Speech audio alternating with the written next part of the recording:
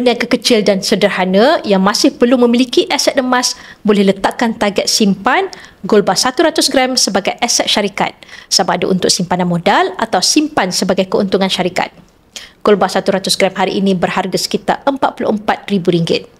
Kenapa perlu simpan modal dan keuntungan dalam bentuk emas bagi peniaga? Kerana kerap kali modal pusingan bisnes digunakan untuk operasi bisnes seperti bayar sewa atau bayar gaji pekerja.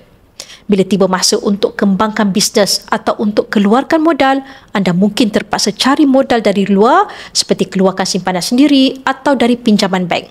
Semua ini dapat dielakkan jika anda bekukan modal perniagaan anda dalam bentuk emas. Dengan 100 gram ini, anda boleh pajak di mana-mana arahnu untuk dapatkan pinjaman. Wang tunai yang anda dapat boleh dijadikan modal perniagaan atau membayar pembekal. Bila anda sudah dapat hasil jualan perniagaan, anda boleh dapatkan semula gold bar 100 gram ini dari pusat pajak. Di sini, anda boleh kekalkan momentum berniaga tanpa pinjaman bank.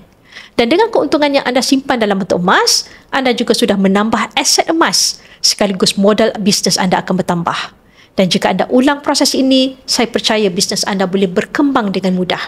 Anda juga ada pilihan untuk dapatkan gold bar 250 gram atau 1 kilogram yang lebih menguntungkan dari sudut simpanan yang dapat maksimumkan keuntungan. Bagi yang berminat untuk memulakan simpanan emas bersama Public Gold, anda boleh rujuk pin video saya untuk 5 langkah daftar akaun Public Gold dan saya akan bimbing anda dalam cara dan langkah-langkah simpanan emas yang terbaik untuk anda.